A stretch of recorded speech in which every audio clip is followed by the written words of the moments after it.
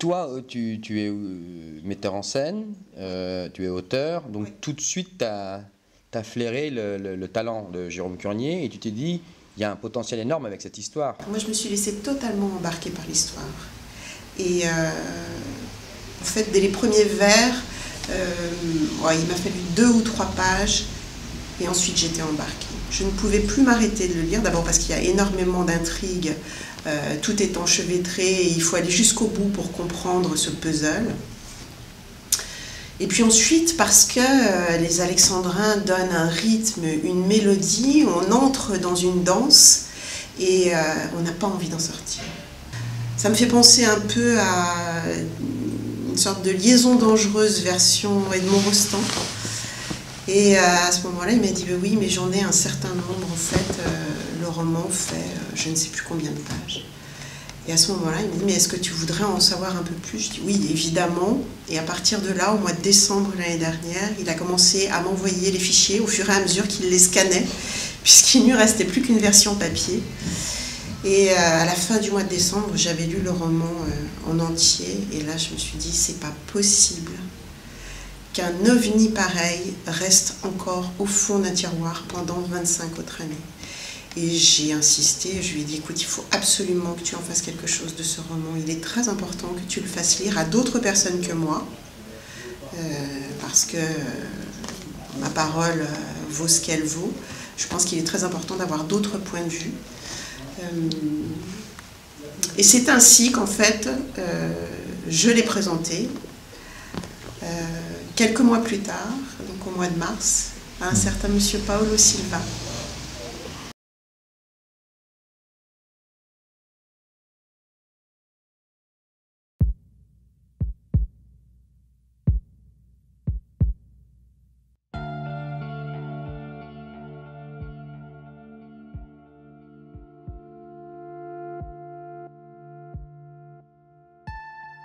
Ha! Ha! Je pense que Matthew, le personnage, dans le roman, est probablement plus attiré par Odile, parce que c'est son premier amour. Et la première fois qu'on tombe amoureux, c'est... il n'y a rien qui peut arriver au même niveau. Voilà, la première fois que tu tombes amoureux de quelqu'un, c'est... Oh, voilà.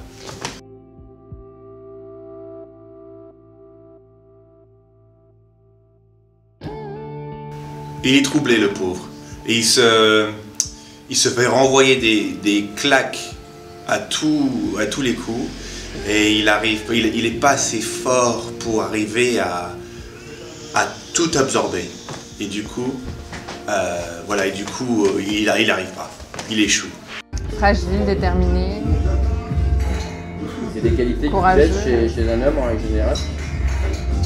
Fragile, ouais. Déterminé aussi. Ouais, j'aime bien aussi un homme fragile qui accepte qu'il ne peut pas être fort tous les jours et c'est très bien comme ça. Et personne ne peut être fort tous les jours. Et justement, être faible, pour moi, c'est une force. Donc le fait de l'accepter, c'est une force.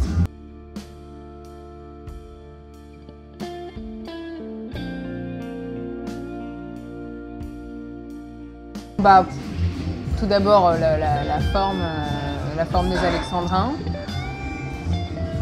que j'affectionne particulièrement depuis le conservatoire, depuis que j'ai commencé le théâtre, revenir à une forme classique et en même temps, la modernité dans l'histoire, dans cette forme juste orale où on s'imagine toute une histoire. Et je trouve que là, le résultat que j'ai entendu avec les musiques, tous les effets musicaux, les effets de son, tout ça, le montage qui a été fait, il y a vraiment un imaginaire qui se crée et ça, dès le départ, je l'ai senti en lisant et quand il m'a décrit le projet, que ça allait être là. Donc voilà, moi qui travaille beaucoup avec ma voix, j'aime bien l'idée que tout le monde va pouvoir s'imaginer une Marie à sa façon, juste avec la voix et sans imposer un physique. Voilà.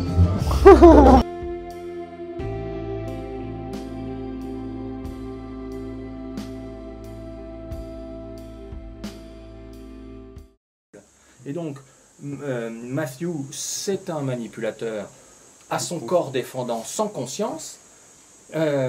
Odile est une manipulatrice, mais purée, elle est complètement... elle est massacrée par les choix des autres, et puis par le fait que son mari meurt, son enfant meurt, son père meurt. C'est quand même super dur, et qu'elle arrive par une conversion à la façon Claudel, paf, de dire ok, j'ai compris maintenant qu'il y avait quelque chose qui était d'un autre ordre, complètement d'un autre ordre, et du coup je renonce à une certaine humanité, y compris à ma féminité, etc., et je veux me consacrer à l'orphelinat, parce qu'en me consacrant à cet orphelinat, maintenant je donne un vrai sens de compassion. Et donc la deuxième partie s'appelle effectivement, il y a la première qui est colère, la troisième qui est romantisme, parce que la troisième, elle est complètement rajoutée. Mais la deuxième, elle est vraiment dans petit à petit, même si je ne comprends pas ce qui m'arrive, je décide de choisir la compassion. You're a bad girl, whatever happened to your pride, and you're a sick girl, you'll never get the same hit twice. Can we go back to when I was 9 and you were 10? Go back to when we were friends. Bad girl, it wasn't always like this. Naughty girl, you made your bed, lie on it. Bad girl, you had so much ambition, how you hide. You used to play fair.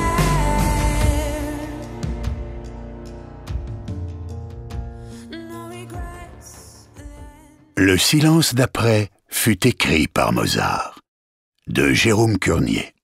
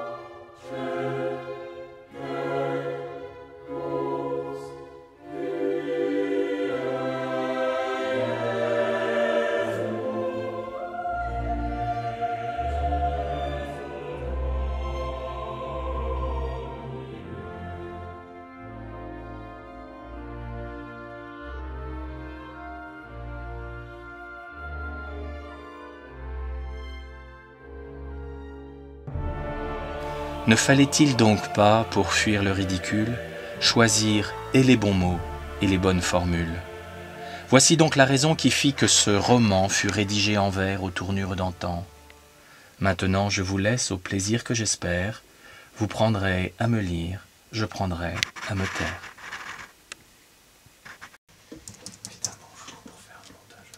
Ouais, après, il va falloir... Là, je me mets des repères, après peut-être on verra comment ça se... Ouais.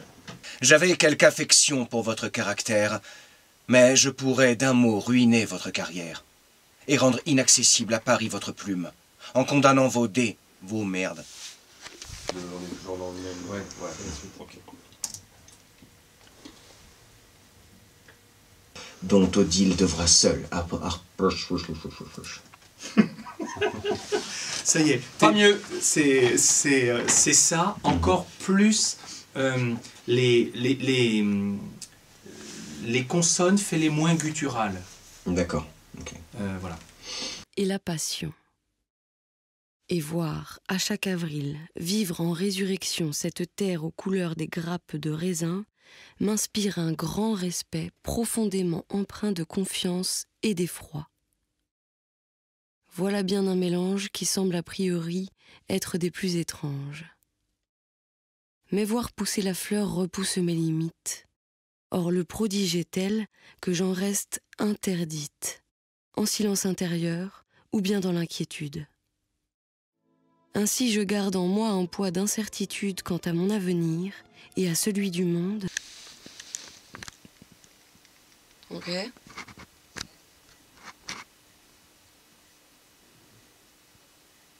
D'accord. Assez factuel. Ok.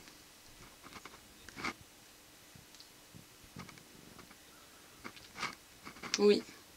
Ok. Concret, factuel. Très bien. Le vieil homme avait si souvent combattu les affres de Massieu que ce dernier savait que ce nouveau silence était pour lui mauvais. Que ce dernier savait que ce nouveau silence était pour lui mauvais. Well, ain't got no worries now when you're gone. It's like the universe sang its song. Like my day turned from night into colors black and white. Ah, the birds never sang so sweet as the sunlight hits the street. This city never felt so kind. Now you've left my aching mind. You're more than just a lover to me. Yes, you were the woman who opened my eyes to see. There ain't no love in this world like when a boy meets a girl. You're more than just a lover to me.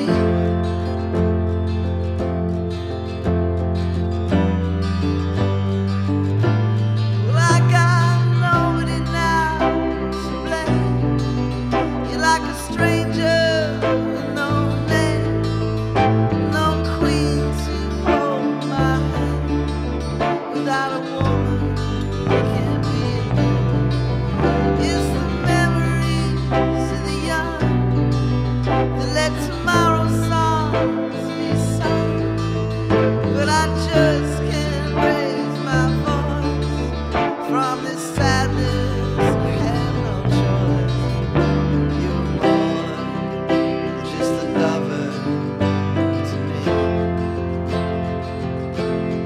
Yes, you were the woman who opened my eyes to see. There ain't no love in this world like when a boy meets a girl. You're more than just a lover to me.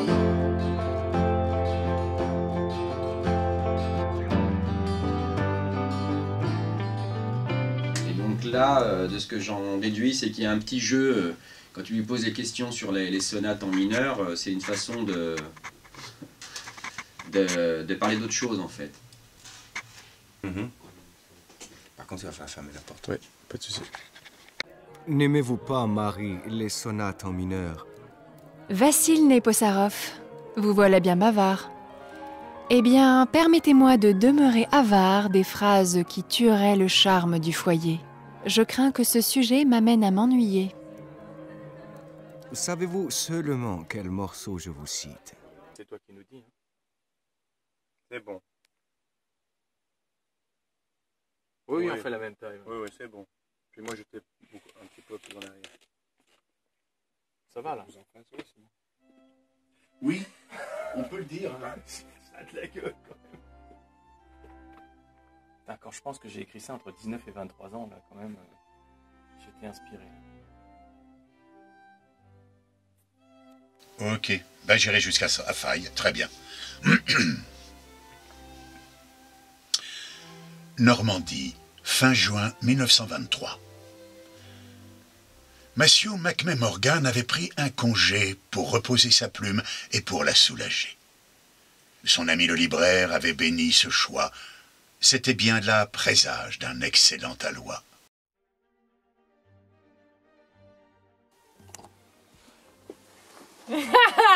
Que t'associes cette...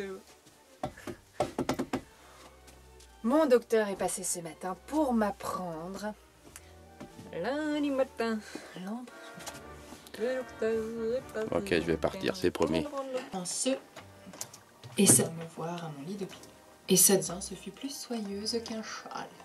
Même si mes yeux clos pouvaient laisser accroire. Ah ouais, pouvaient laisser raccroire. Oui, vous pouvez laisser accroire, vous pouvez laisser raccroire. Je peux faire les deux. Hein. Mais peut-être si mes yeux... Mais peut-être laisser accroire que venir...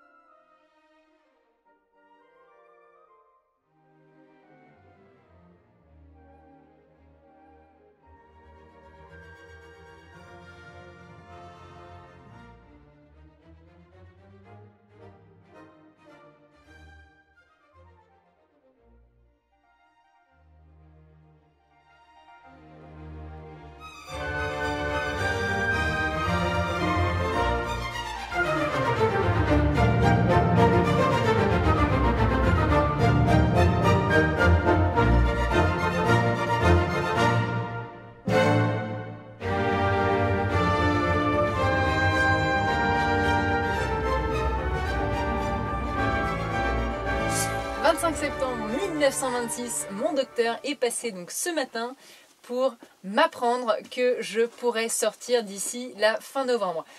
Sur Dominique. Sur Dominique. Alors Dominique de Rély, c'est un ange. En fait, je le fais mourir parce que, j'allais dire, dans sa vie humaine, il a tout fait, quoi. Il est plus que amour. Et bon, il a vu la mort de très proche. Mais ce qui tient une fois que vous avez la diction et le bon accent, c'est l'émotion, les enjeux dramatiques. Sur l'accent, en fait, la question c'est... Moi j'ai fait... Voilà. Merci, c'est gentil. Non, sincèrement, hein, vraiment. T'as une de ces souplesses, c'est impressionnant quand même.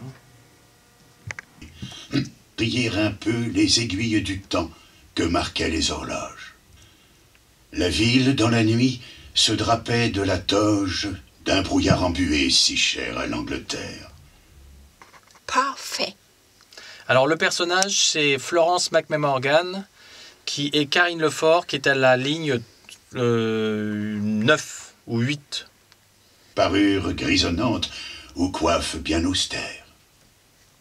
Les pavés des trottoirs pleuraient sous une bruine dont chaque larme froide accentuait la ruine.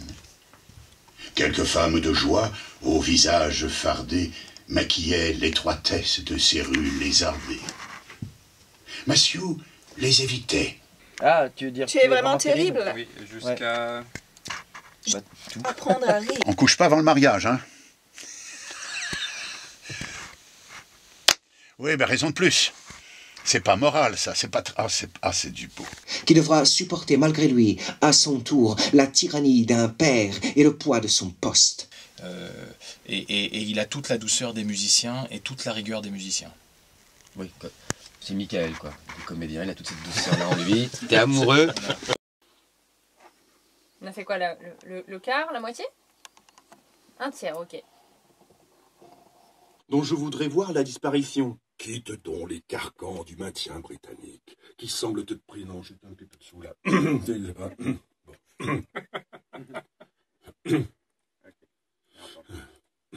Comment avez-vous pu lire sans permission ces vers, dont je voudrais voir la disparition? Quitte donc les carcans du maintien britannique, qui semblent te priver d'élan plus authentique. Quitte ta lavalière, et vois en tes écrits plus qu'une échappatoire à ton propre mépris. Travaille ta violence et cesse de la fuir. Paris, août 1922. Ma chère Odile, je viens de recevoir cette lettre vouée à la joie de mon cœur.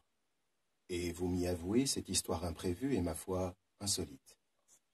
Pour moi, votre confiance est grande et donc mérite que je vous parle en mots qui viennent de mon cœur. Sachez que j'applaudis à ce jeu séducteur. Le chrétien est, ma sœur, souvent un névrosé, coincé entre désir et culpabilité. Pour survivre, disais-je, il me fallut combattre les niaiseries de l'âme au grand risque d'abattre des murs de chrétienté que le bon catéchisme présente à nos enfants pour nourrir leur psychisme. Lorsque les Cornouailles vivaient dans ces chaumières, le désir de Matthew se perdait vers la mer. Partir était son cri toujours insoupçonné. Je regarde tes doigts, qui font tes jolies mains, qui coiffent tes cheveux, qui t'habillent au matin, qui maquillent tes yeux, qui dessinent ta vie, et qui, le soir venu, s'en vont jusqu'à ton lit. Je les regarde en moi. Je voudrais les tenir pour leur montrer les miens. Pourrais-je y parvenir?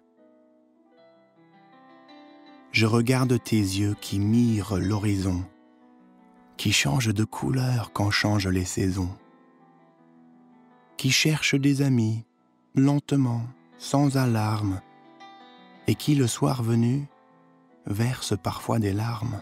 Je les regarde en moi, les voudrais voir sourire à mon regard sur eux. Pourrais-je y parvenir? La région était belle et douce la retraite. Matthew s'y rendit seul et goûta le bon air. Le temps était radieux, la station balnéaire commençait sa saison et quelques parasols aux couleurs chatoyantes s'ouvraient en tournesol en suivant les rayons de l'astre de lumière. Matthew retrouvait là les odeurs familières de marées qui s'étirent et serrent. Matthew retrouvait là les odeurs familières de marées qui s'étirent et serrent. Oh, je ne veux pas le dire.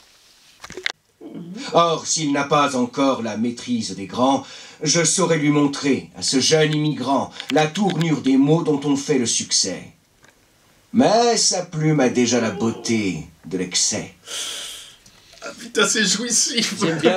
J'aime bien comme il prononce immigrante. Il y a un mépris là-dedans. Très superbe, superbe. Alors attends. Quelque part, pour te dire pourquoi je retrouve des reproches, c'est juste une question de feeling, quoi. Je le sens pas dans le... Alors, ça. Première partie, colère. Chapitre 1. Un petit cimetière. England, March 1922.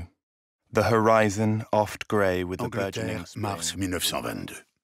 L'horizon souvent gris du début du printemps s'éloignait toujours plus du regard impatient que Matthew promenait depuis le haut du roc.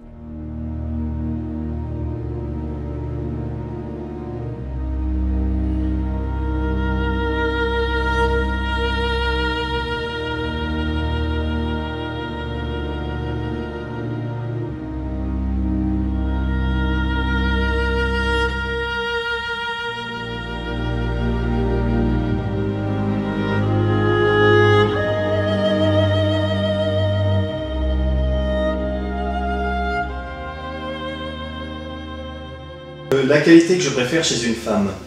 Oh, la tendresse. L'honnêteté, je pense, je sais pas. La gentillesse. Ce que j'apprécie le plus chez mes amis. Qu'ils sont mes amis.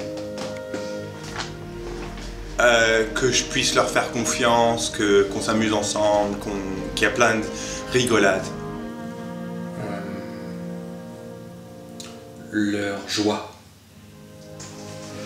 Mon rêve de bonheur. Oula.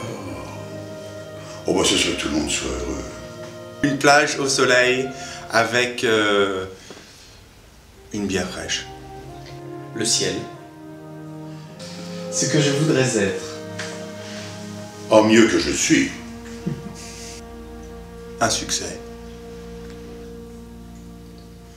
Un thaumaturge. Le pays où je désirerais vivre. Ah, j'aimerais bien retourner dans les Vosges.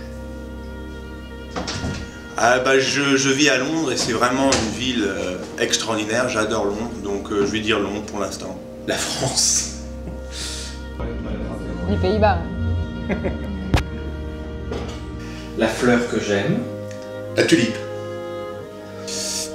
Alors je sais pas comment ça s'appelle en français, gladioli.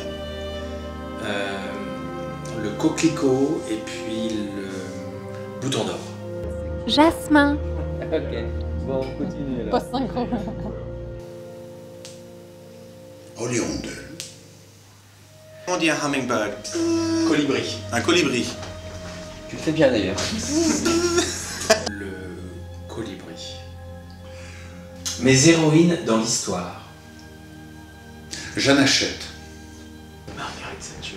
Hein? Margaret Thatcher. Ah, pas du tout Margaret Thatcher. Héroïne. C'est pas difficile quand même. Betty Ellison. Non, Romy Schneider. Ah oui. Plus chic. Je rêve de faire un biopic sur elle. Oh, Dame Maggie Smith. Et puis plusieurs d'autres, hein. Dame Judi Dench, Celia Imrie. Donc, personnage historique que je maîtrise le plus. Oh, c'est Staline. Je sais pas. D'une façon générale, tous les tyrans. Oui, et puis Staline et Hitler, bien entendu. Staline et Hitler, les deux plus mauvais, ça, oui. C'est un petit correctif, j'y tiens. Il y a Mao Zedong aussi, qui est pas mal. Pol Pot était aussi bien. C'est un joyeux, lui aussi. Oh, il y a eu les colonels grecs. Mais bon, mais ça, c'est... Puis le Chili. Con carne, c'est bien connu. Enfin bon.